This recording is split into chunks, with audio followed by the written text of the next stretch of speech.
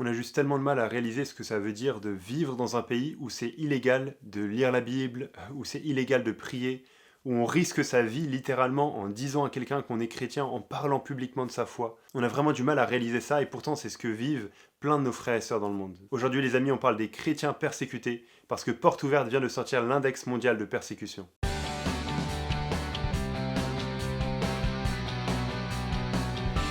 Porte Ouverte, c'est une organisation qui œuvre pour soutenir les chrétiens persécutés. Et ils font ça en partie en informant par rapport à la situation des chrétiens persécutés dans le monde. Ils produisent chaque année un index de persécution avec les pays où les chrétiens sont le plus fortement persécutés. Et ils produisent plein d'autres statistiques et ressources qui nous aident à réaliser que c'est un problème sérieux. Selon l'index mondial de persécution 2021, il y a 340 millions de chrétiens qui vivent dans des pays persécutés. C'est juste incroyable, ça fait un chrétien sur 8 qui vit dans un endroit où être chrétien va lui valoir des persécutions, que ce soit physique, que ce soit moral, mais sa foi va coûter. Et lire ce rapport et cet index, ça aide vraiment à réaliser que c'est pas juste un petit problème, c'est pas juste un truc mineur, mais c'est vraiment un problème sérieux qui prend de plus en plus d'ampleur. Surtout quand on regarde l'intensité de la persécution qui fait que d'augmenter. Je te mets tous les liens en description et je t'encourage à vraiment prendre le temps de regarder cet index et de t'informer et de découvrir Porte Ouverte si tu le connais pas. Ils ont fait une vidéo qui présente l'index mondial de persécution qui est vraiment bien faite. Et c'est vraiment super que Porte Ouverte fasse ce travail parce que ça nous aide à réaliser ce que les chrétiens persécutés vivent. Et j'aimerais te présenter deux personnes différentes, te raconter deux histoires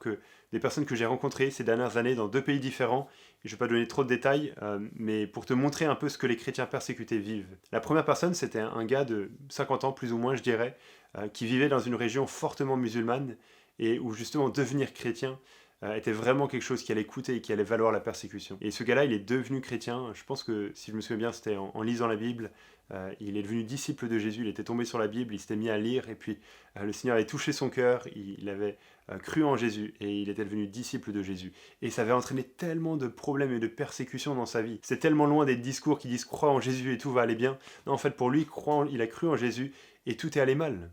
Bien sûr, il était réconcilié avec Dieu, pardonné de ses péchés, c'était merveilleux, en attendant la gloire à venir. Mais d'un point de vue physique, terrestre, en fait, on lui a enlevé ses enfants et sa femme, on lui a enlevé tout ce qu'il avait, et on a même essayé de le tuer. Il a été face à la mort, juste parce qu'il était devenu chrétien. Et je resterai toujours frappé que ce gars-là, j'ai rencontré quelques mois après que tout ça soit passé. Je restais toujours frappé alors qu'il me parlait à moi et à ceux qui étaient là, la joie qu'il avait dans ses yeux. Et comment il montrait qu'il avait quelque chose que personne ne pouvait lui enlever, que ses persécuteurs ne pouvaient pas lui enlever. La connaissance de Dieu, la relation intime avec Dieu, la joie de savoir que ses péchés sont pardonnés et qu'il a trouvé la vérité. Et ça, c'est quelque chose qui m'a toujours marqué de voir ce gars-là qui avait connu tellement de persécutions et bien plus d'épreuves que j'aurais jamais pu connaître, et qui malgré tout restait joyeux, reconnaissant envers Dieu, confiant dans le Seigneur. Et l'autre personne dont j'aimerais te parler, l'autre exemple, c'est dans un autre pays, c'était aussi une région assez musulmane, où il n'allait pas forcément connaître la persécution physique, c'était pas forcément ça qui était la conséquence, mais ça allait être chrétien et être actif dans la foi chrétienne surtout. Annoncer l'évangile à d'autres, c'était quelque chose qui allait provoquer pas mal de complications. Et c'est effectivement ce qui s'est passé, c'était un jeune d'une vingtaine d'années, bouillant pour le Seigneur, qui s'est converti, il voulait juste parler de Jésus à tous ceux qu'il rencontrait autour de lui. Il le faisait avec beaucoup de sagesse, il ne le faisait pas de manière passage, en étant inconscient de ce que ça entraînait, mais il était convaincu que les gens autour de lui ont besoin d'entendre parler de Jésus, même si c'est illégal, même si ça va être difficile pour lui. Et ça a entraîné tellement de difficultés dans sa vie. Il s'est fait arrêter par la police, il a passé du temps en prison, et même là en prison, il me racontait comment il avait eu des occasions pour parler de l'évangile, parler de Jésus aux policiers et à ceux qui le détenaient en prison. Et l'exemple de ce gars-là, il m'a tellement aussi impacté et montré, mais voilà un jeune qui a compris que suivre Jésus, ça coûte, mais c'est la meilleure chose à faire, de suivre Jésus radicalement. Donc je pense que les chrétiens persécutés ont tellement à nous apprendre de ce à quoi ça ressemble une foi chrétienne qui est radicale, de vivre pour Jésus de toutes nos forces. Et justement, je mentionne ce livre que j'ai lu il y a quelques temps, Comme le Père m'a envoyé. C'est un livre écrit par Michel Varton, qui était, je pense, directeur ou quelque chose comme ça de Porte Ouverte pendant pas mal d'années. Et il a écrit 12 leçons que l'Église persécutée lui a enseigné. Il a beaucoup côtoyé l'Église persécutée, les chrétiens persécutés au fil des années, et il écrit 12 leçons, il partage 12 leçons dans ce livre, et c'est vraiment super encourageant. Alors pour terminer, j'aimerais dire, mais face à tout ça, c'est 340 millions de chrétiens qui sont persécutés dans le monde, la persécution qui grandit dans le monde.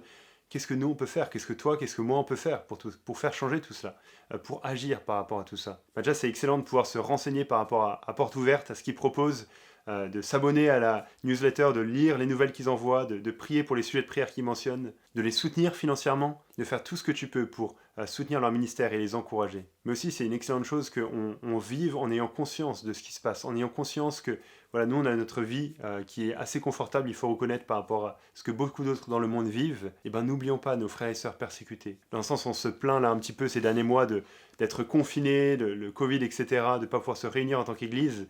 Mais c'est ce que plein de nos frères et sœurs vivent dans le monde, pas parce qu'il y a le Covid en temps normal, mais parce que c'est juste illégal. Ils ne peuvent pas se sortir de chez eux et se réunir en tant qu'Église, et donc ils doivent le faire secrètement. Donc ayons conscience de ça, soyons des chrétiens qui vivent avec une vision globale du monde. C'est pas juste moi, mon pays et ma ville, mais c'est moi, ma foi chrétienne, mon Dieu et le monde, et les autres chrétiens dans le monde. Et puis on peut prier, réellement, la prière est une arme, est un outil entre les mains de Dieu, et là je te renvoie à une autre vidéo que j'ai faite il y a quelques semaines, que Dieu utilise nos prières pour accomplir son plan. On peut prier pour les chrétiens persécutés. Oui, on peut prier pour que la persécution cesse, effectivement, on est vraiment... surpris et même choqué par tant d'injustice et tant de violence dans le monde, et on veut prier Seigneur dans ta grâce, permets que ces choses s'arrêtent. Mais en même temps, on sait que la Bible nous prévient que les chrétiens vont être persécutés, que c'est quelque chose qui va arriver. Et donc on n'est pas surpris par ça. Et donc on veut prier que Dieu agisse malgré tout, malgré la persécution. On veut prier que Dieu touche le cœur des persécuteurs.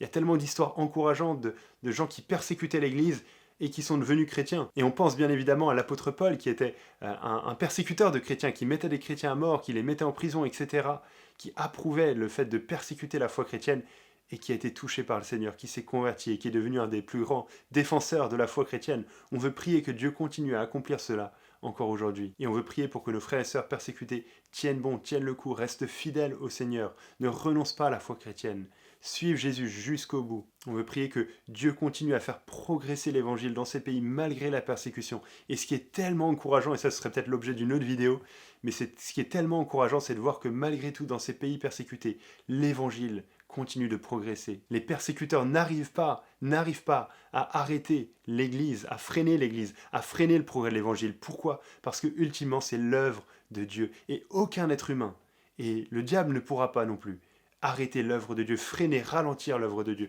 Dieu est au contrôle de ce monde, il est en train d'accomplir son plan, il est en train de faire grandir son Église, il est en train de faire progresser l'Évangile dans le monde, malgré la persécution. Et on peut prier, Seigneur, continue, permets que l'Évangile continue à se répandre dans le monde, malgré la persécution. Et dans tout cela, garde fidèles mes frères et sœurs persécutés. Et on peut prier pour nous, Seigneur, rends-moi bouillant, comme eux, ils sont bouillants.